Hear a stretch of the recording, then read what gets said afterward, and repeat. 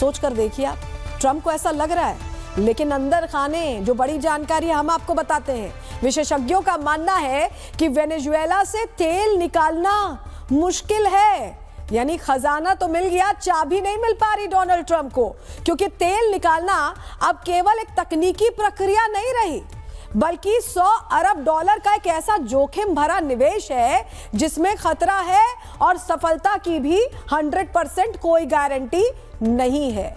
मतलब ट्रंप को खजाने की चाबी तो मिल गई है, लेकिन ये एक ऐसा खजाना है जो जंग खा चुका है और जो शायद जो चाबी मिल गई उससे ताला खुलेगा ही नहीं, और इसे खोलना अपने आप में एक चुनौती भी हो सकती है कि हो सकता है पैसा पूरा इन्वेस्ट हो जाए, कोशिशें पूरी लुक जाए, पूरा उनका अमला उसमें घुस जाए, लेकिन कुछ हाथ ना आए। तो हो सकता है कि वो तस्वीर सामने आए जहां डोनाल्ड ट्रंप के हाथ पूरी तरह से खाली हो सकते हैं। और इसके अलावा आपको बताएं कि ये जो पूरी स्थिति बनी हुई है उसको लेकर अब कहा जा रहा है कि खेल यहीं पर तो फंसा है।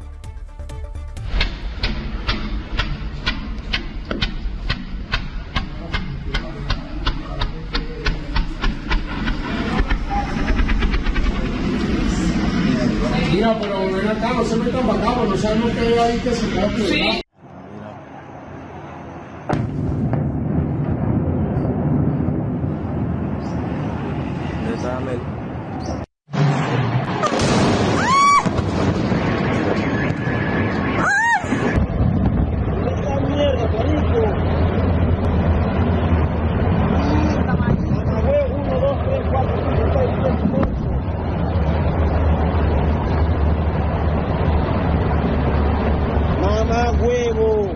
¡Qué locura! Nos caímos. Mira esa mierda, explotaron allá toda esa mierda porque que no está explotando. देखिए, वेनेजुएला में छिपे इस खजाने में टेक्निकली देखें तो लूट की गई है, लेकिन क्या इस लूट के पीछे सिर्फ ट्रंप का दिमाग है या फिर दुनिया के सबसे अमीर शख्स एलन मस्क बैकडोर से ये सब करवा रहे हैं? क्योंकि मदुरो को पकड़वा कर लाने के बाद डोनाल्ड ट्रंप एलन मस्क के साथ डिनर करते हुए भी देखे गए हैं। अब ये तस्वीर थोड़ी मुश्किल से सामने आई है क्योंकि एलन मस्क और डोनाल्ड ट्रंप के बीच थोड़ी दूरियां आ गई थी, आपको याद होगा, और अचानक ये दोस्ती कैसे हुई, ये डिनर्स कैसे शुरू हो गए, ये बहुत सारे सवाल हैं। और देखिए, ये महज इत्तेफाक नहीं है क्योंकि मदुरो और एलन मस्क की जंग तो पुरानी है। कई बार मदुरो खुलेआम एलन मस्क के खिलाफ बोलते रहे हैं, अपनी सेना से यहाँ तक कह चुके हैं कि एलन कभी वेनेजुएला नहीं आने चाहिए। तो वहीं इसके जवाब में एलन मस्क भी उन्हें धमकी दे चुके हैं, ये कह चुके हैं कि मैं जल्द आने वाला हूँ। वो पोस्ट भी हम आपको दिखा रहे हैं।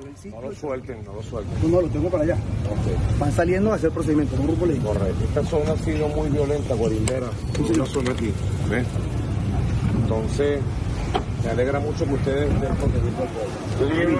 Estos son unos criminales. Tenemos más de 1200 criminales. तो देखा मस्क ने क्या कहा था कि आई एम कमिंग। तो क्या ये पूरा खेल मस्क के इशारे पर रचा गया है? इस सवाल का जवाब अब तलाशने की कोशिश करते हैं, क्योंकि ऐसा लग रहा है कि एलन मस्क ने धमकी दी थी और उसके बाद डोनाल्ड ट्रंप ने एक्ट किया है। क्यों हम ऐसा कह रहे हैं, चलिए पूरी डिटेल आपके सामने ग्राफिक्स के जरिए रखते हैं, आपको बताते हैं। एलन मस्क ने डोनाल्ड ट्रंप के साथ डिनर किया। आप ये सेटअप देख रहे हैं, ये डिनर का सेटअप है। फ्लोरिडा के मारे लागो में दोनों ने एक साथ डिनर किया है और ऑपरेशन वेनेजुएला के बीच ये मुलाकात होना, कुछ तो होगा ना इसके पीछे। मदुरो को पकड़कर लाने से एलन मस्क बेहद खुश हैं और डोनाल्ड ट्रंप से दूरियों के बावजूद मिलने पहुंचे। खुशी खुशी उन्होंने वेनेजुएला में इंटरनेट फ्री कर दिया है। अब एलन मस्क की कंपनी ने इंटरनेट फ्री किया तो क्या तैयारी कुछ और है, क्योंकि स्टारलिंक अब कहा जा रहा है कि 3 फरवरी तक मुफ्त इंटरनेट सेवा वेनेजुएला में देने वाली है।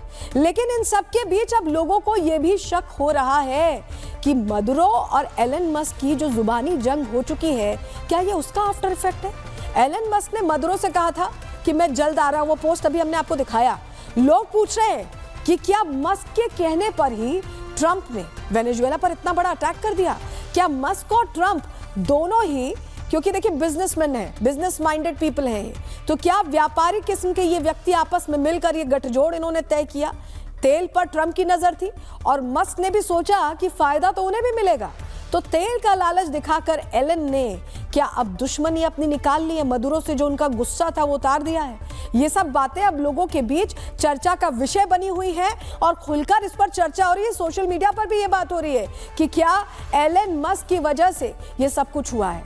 देखिए, सबसे बड़ी बात यही है, ये जो पूरा खेल है, जब आप इसे डिकोड करने चलेंगे तो एक एक पहलू सामने आएगा और ये बताता है कि कहानी अंदर से बहुत ट्विस्टेड है। क्यों हम ऐसा कह रहे हैं? अब वेनेजुएला के साथ जो हुआ है, देखिए, ये एलन मस्क की कारस्तानी है या ट्रंप की, देखिए कुछ भी हो सकता है, लेकिन वेनेजुएला पर यह घाव बहुत गहरा लगा है और तस्वीरें इसकी गवाह हैं। जहां काराकास में आज भी ये धुआं उठ रहा है, हम आपको तस्वीर दिखा रहे हैं, ये वही जगह है जहां से मदुरो को रातों रात उठा लिया गया था। अभी वहां के हालात आप देखिए, अभी भी धुआं उठता दिखाई दे रहा है, अभी भी संशय के बादल हैं कि वहां पर हालात कैसे हैं।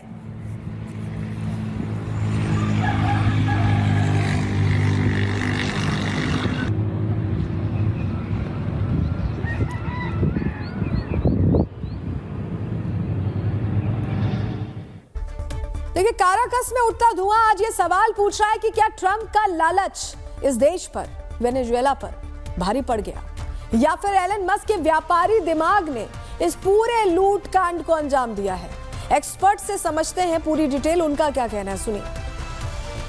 ये एक सोची समझी रणनीति के तहत किया गया है, क्योंकि ट्रंप और वेनेजुएला का जो अगर हम संबंध देखें तो पहले से ही बहुत ज़्यादा डिस्टर्ब था। ट्रंप 1.0 में भी ट्रंप ने पूरी तरीके से वहाँ राजनीतिक हस्तांतरण करने का प्रयास किया, लेकिन उसमें सफल नहीं हो पाया। लेकिन अभी जिस प्रकार से ऑपरेशन एब्सोल्यूट रिजॉल्व के द्वारा वहाँ के राष्ट्रपति को अरेस्ट किया गया है, मुझे लगता है ये शुद्ध रूप से राजनीतिक और आर्थिक कारणों से किया गया। और देखिए, इस पूरी खबर का एक दूसरा एंगल तो ये भी है कि क्या ट्रंप को विस्तारवाद की बीमारी हो चुकी है? वेनेजुएला जैसे गरीब और छोटे देश पर हमला करने के बाद ट्रंप ओवर कॉन्फिडेंस में एक माफिया की तरह बिहेव कर रहे हैं और कह रहे हैं कि अब वेनेजुएला के बाद वो क्यूबा, ग्रीनलैंड और कोलंबिया का भी यही हाल करेंगे। वो सीधे सीधे बोलने लग गए। आप सुनिए उन्हें। We need Greenland from a national security situation. It's so strategic. Right now, Greenland is covered with Russian and Chinese ships all over the place. We need Greenland. Colombia is very sick too, run by a sick man who likes making cocaine and selling it to the United States. And he's not going to be doing it very long, let me tell you. What does that mean? He's not going to be doing it very long. He's not doing it very long. He has cocaine mills and cocaine factories. He's not going to be doing it very long. Take a look. We're watching it very closely. If they start killing people like they have in the past, I think they're going to get hit very hard by the United States. देखिए, Trump किसी mafia की तरह छोटे देशों को धमकियां देने पर उतर आए हैं और ये विश्व के लिए एक बड़ा खतरा भी है, क्योंकि ट्रंप किस तरह से दूसरे देशों को डराने धमकाने की कोशिश कर रहे हैं, पूरी डिटेल्स इस ग्राफिक्स के जरिए आपको समझाते हैं। ट्रंप ने मदुरो को पकड़ने के बाद बड़ी चेतावनी दी। ट्रंप ने लैटिन अमेरिकी देशों को चेतावनी दी, अभी हमने आपको सुनवाया भी। ट्रंप बोल रहे हैं कि अगर ये देश नहीं सुधरे तो मदुरो वाला हाल करेंगे। अमेरिकी राष्ट्रपति ने कुछ देशों को परेशानी वाला पड़ोसी भी बताया। क्यूबा के बारे में भी बोले कि एक नाकाम देश है। साथ ही क्यूबा की जो सरकार है उसके गिरने की भविष्यवाणी भी उन्होंने कर दी। कोलंबिया के राष्ट्रपति को भी नशीले पदार्थों पर चेतावनी दी है। मेक्सिको से भी ड्रग कार्टेल खत्म करने की मांग की है। सैन्य कार्रवाई की संभावना जताई है इन देशों पर। 3 देशों का नाम तो हमने आपको यूं ही बता दिया।